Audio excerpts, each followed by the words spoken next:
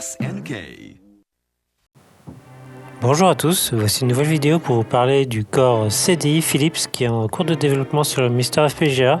On va voir où ça en est et quel jeu tourne et quel jeu ne tourne pas encore sur ce système. Alors on regarde ça ensemble, c'est parti. La Philips CDI qui est sortie donc, en 1992 en France et en 1991 aux USA était une console faite en collaboration avec Philips, Sony et Matsushita qui voulait imposer un nouveau support multimédia avec le compact disc. Le CDI signifie tout simplement compact disc interactif.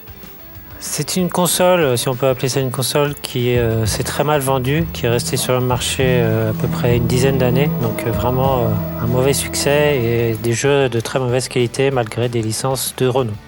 Ce que vous voyez à l'écran, c'est Zelda The Adventure, donc forcément il y a des problèmes d'affichage, les arrière-plans qui s'affichent très mal, ça glitch et le corps ne gère pas encore correctement les textures, ce qui est normal, c'est une version en cours de développement. Mais cependant, on peut jouer quand même à quelques jeux ou afficher les écrans et faire quelques sélections dans les jeux. Pour information, le processeur du CDI, c'est un processeur 16 bits 68070 qui était un dérivé du 68000 de Motorola qui était cadencé à 15,5 MHz avec un affichage en 32 000 couleurs.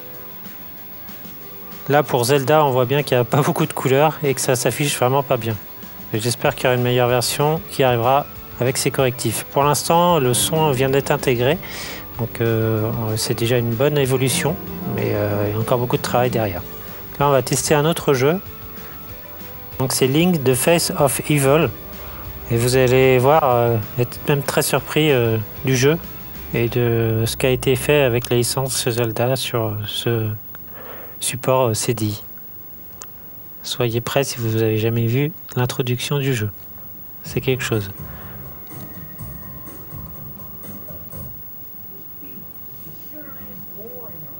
Voilà.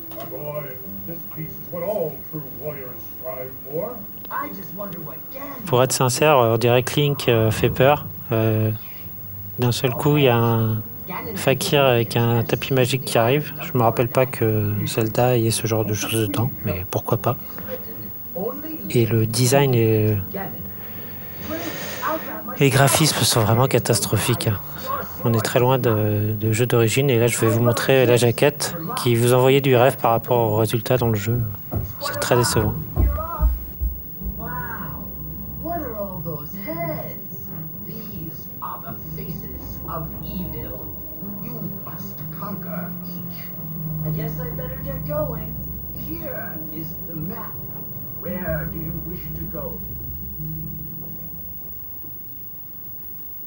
Alors je sais pas si ça vous rassure ou pas, mais une fois qu'on choisit la map, le jeu ne va pas fonctionner, il n'ira pas plus loin, donc on ne pourra pas jouer à ce fameux Zelda en l'état. Et on va tester donc un dernier jeu qui lui fonctionne un peu mieux que les autres, on va dire, c'est Tetris, en version américaine, sur Philips CDI.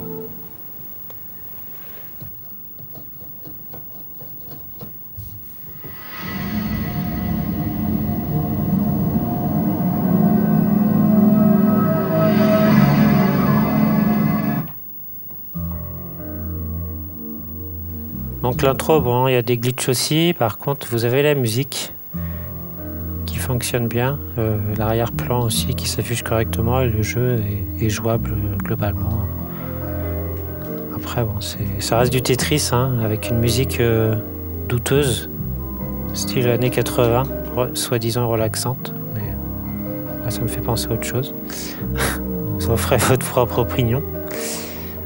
Mais bon, au moins ce jeu fonctionne, donc c'est une belle évolution du corps et j'espère qu'il y aura des vrais jeux qui vont mieux tourner. Moi, ce que j'attends, c'est des jeux comme Space Ace, qui sont des jeux un petit peu en mode FMV, QTE, qui sont plutôt sympas pour l'époque. Voilà, donc c'était un aperçu du corps CDI sur Mister FPGA. Il y aura forcément des versions qui vont arriver régulièrement, qui vont corriger tout ça, parce que c'est un corps qui est quand même censé relativement bien tourner sur le Mister FPGA, donc je suis pas inquiet là-dessus. Après, bon, la bibliothèque de jeux n'est pas très intéressante, mais c'est toujours intéressant de découvrir des anciennes consoles sur Mister FPGA. Merci à tous d'avoir regardé la vidéo ou pas jusqu'à la fin. On se retrouve très bientôt sur la chaîne pour des nouvelles news sur Mister FPGA, mais pas que. Allez, ciao.